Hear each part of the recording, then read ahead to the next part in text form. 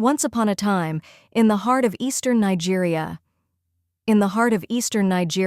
nestled between rolling red clay hills and endless groves of swaying palm trees, there lay a quiet village called Umudim. It was the kind of village where time moved slowly, where roosters crowed before sunrise, where children fetched water with yellow jerry cans, and where elders sat under mango trees telling stories that stretched back generations. Life in Umudim was not easy, but it was honest. The land gave just enough for those who respected it, and the people shared what little they had like family. In this humble village lived a young woman named Ngozi, a name that means blessing. And truly, she was. She was born into poverty, raised by her widowed mother, but her spirit shone brighter than any lantern flame in the village. She was the kind of woman who brought life to everything she touched. Her laugh echoed like music through the narrow footpaths, and her hands, though calloused from years of labor, could braid a girl's hair with tenderness or harvest cassava with the strength of 10 men. From the time she was a girl, people said, "This one is special." She helped her mother in the farm before school, cleaned the church on Saturdays, and learned the art of soap making, not because she had to, but because she wanted to. She had no riches, no father to protect her, and yet she carried herself with the quiet confidence of a queen. At the age of 22, Ngozi married a man named Chuka, a trader from the bustling town of Oba Aku. Chuka was tall, light-skinned, and smooth-talking, the kind of man who turned heads in the market square. He wore polished shoes even when the roads were muddy and spoke of things like containers from Dubai and imported electronics that the villagers barely understood. He came to Umudim claiming he wanted a wife with virtue, not vanity, and when he saw Ngozi pounding yam at the stream, he declared to the elders, "This is the woman I want to build a future with." Her mother, Mama Ebere, was hesitant at first. She had seen too many sweet-talking men blow into the village like dry season wind, only to vanish when the rains came. But Chuka promised the world. "I will take care of her," he said. "I will take her to the city. Our children will go to school, and she will never lack." The wedding was simple but joyous. The village came together to celebrate with jollof rice served on leaves, palm wine flowing freely, and drums that beat late into the night. Elders prayed. Young girls danced barefoot in the dust. Everyone believed that Ngozi was stepping into a life of abundance. Within a year, Ngozi was pregnant. Her belly grew fast, and soon the local midwife whispered with wonder, "Ngozi, this is not one child. You are carrying twins." The news spread like wildfire. In many Igbo traditions, twins are not just children. They are spiritual gifts, messengers of destiny, signs that the ancestors are smiling. The women of Umudim prepared a special song for the delivery, and the elders slaughtered a white chicken in prayer. Months later, during the Harmattan season, Ngozi went into labor. The winds howled outside her hut, but inside, fire crackled and women sang lullabies. The first baby came out calm, his large eyes scanning the room with quiet intelligence. Ngozi named him Kelechi, thank God. The second came screaming, fists clenched, as if ready to fight the world. She named him Chinedu, God leads. That night the village celebrated. The chief sent gifts. Old women brought herbs and wrappers. Even the stars above Umudim seemed to shine brighter. But in the days that followed, the celebration turned to silence. Chuka, the once charming trader who had promised gold and city life, began to change. He no longer smiled at the twins. He no longer helped Ngozi with firewood or farming. He stayed out late, drinking burukutu with jobless men and returning home only to complain. "This house is too small," he would hiss. "These children cry too much. I didn't sign up for this." Ngozi, exhausted from breastfeeding 2 infants and farming all day, tried to soothe him. She offered his favorite meals. She stayed quiet when he slammed doors. She told herself, maybe things will get better. But Chuka had made up his mind. One rainy evening, as the thunder rolled over Umudim and the wind bent the palm trees in half, Ngozi found him stuffing a bag with shirts, money, and a half-used bottle of lotion. "Where are you going?" she asked, holding baby Chinedu in one hand and shielding Kelechi with the other. "I'm done," he said coldly. "I didn't marry to become a prisoner. You and your twins, you're just baggage. I have bigger dreams, bigger than this mud hut, bigger than you." She begged, she cried. She held his arm and said, "They are your sons. If not for me, at least stay for them." But Chuka pulled away and stepped into the rain. He didn't even look back. From that moment, Ngozi became a widow, not in death, but in abandonment. Chuka was gone like morning dew under the sun. He left no forwarding address, no message, no money. Only silence. Some villagers whispered that he had gone to Lagos to chase money. Others said he had married another woman in Port Harcourt. Some even said he had joined a gang. But Ngozi didn't care. She had no time for gossip. She had 2 sons to raise, and no man, no matter how heartless, was going to steal her purpose. Every day before dawn, she strapped one child to her back, held the other in her arms, and marched to the farms. She dug the hard soil, harvested cassava, roasted corn, fetched firewood, and sold groundnut paste in the market square. She learned how to make black soap from palm ash. She learned how to sew, how to survive, how to smile when her heart was breaking. And every night as the boys slept beside her on the mat, she would whisper to the stars, "I don't have much, but I will give you everything I have, my blood, my breath, my prayers. One day, the world will know your names." Time passed slowly in Umudim. The red earth cracked in the dry season, the rains came in violent waves, and Ngozi pressed on, like a woman possessed by purpose.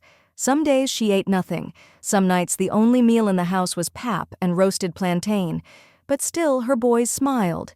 They laughed. They grew.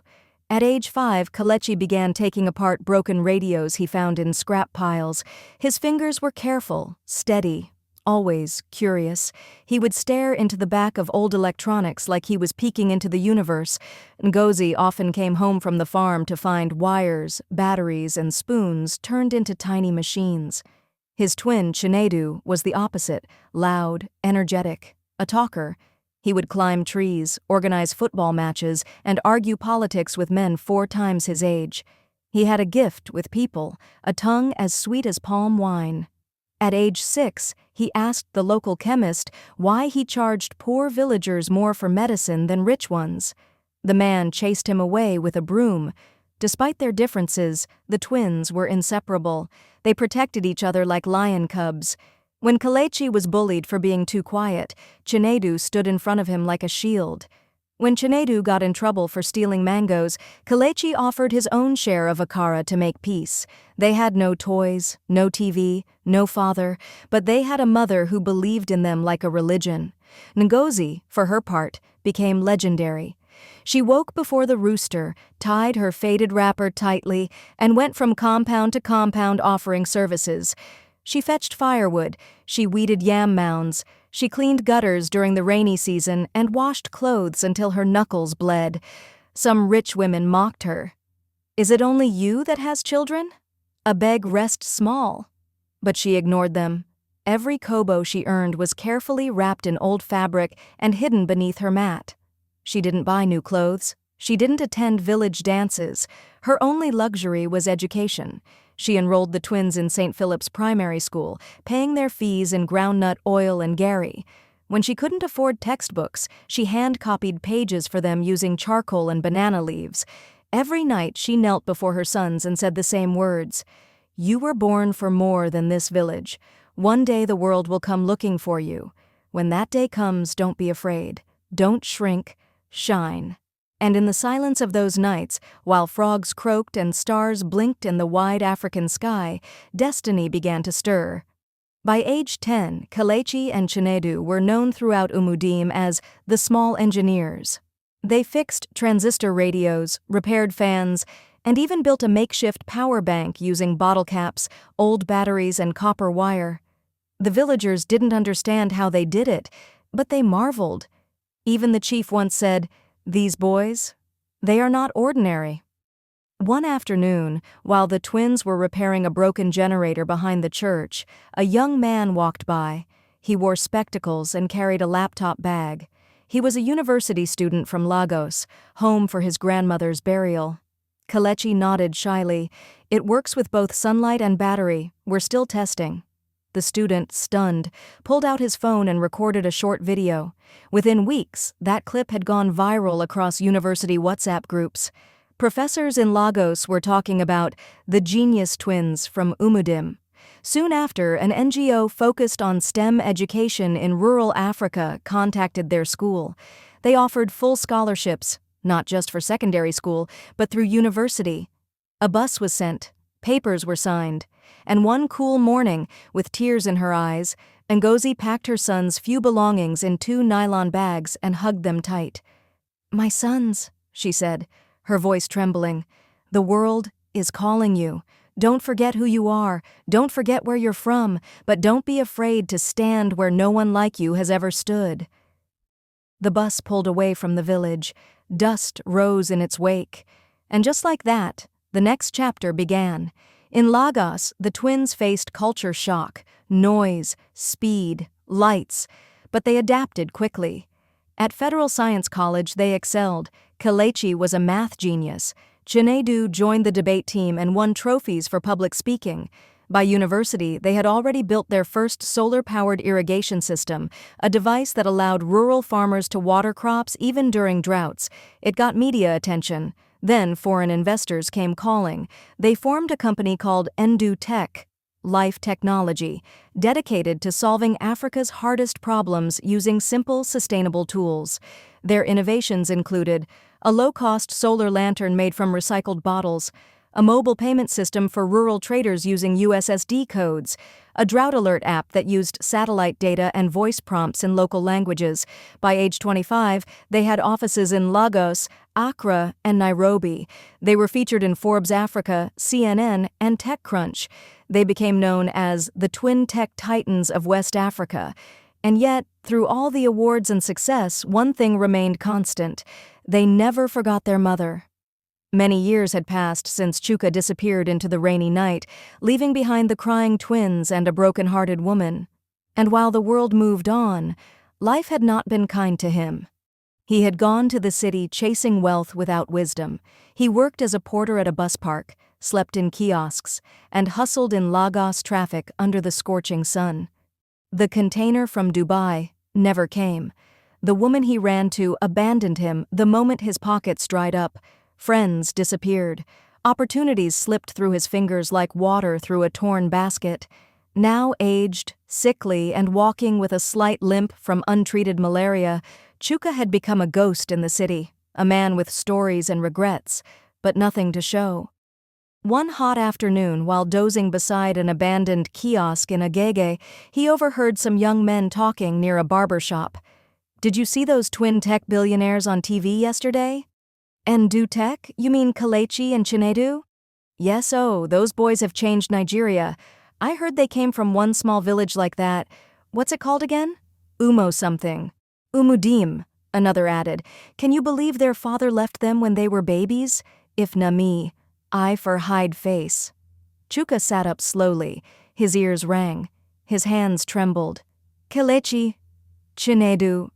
He remembered the names. He had given them himself, long ago in another life. Could it be? Shame gripped him. For years he had buried the past under pride, but now curiosity and guilt pushed him to move. 2 weeks later, wearing tattered trousers and torn sandals, he made his way to the Lagos Island office of Ndu Tech. The building stood tall, glass shining, gates wide, guards in suits. It was everything he had never become. He approached the security post with hesitation. "Good afternoon," he said in a low voice.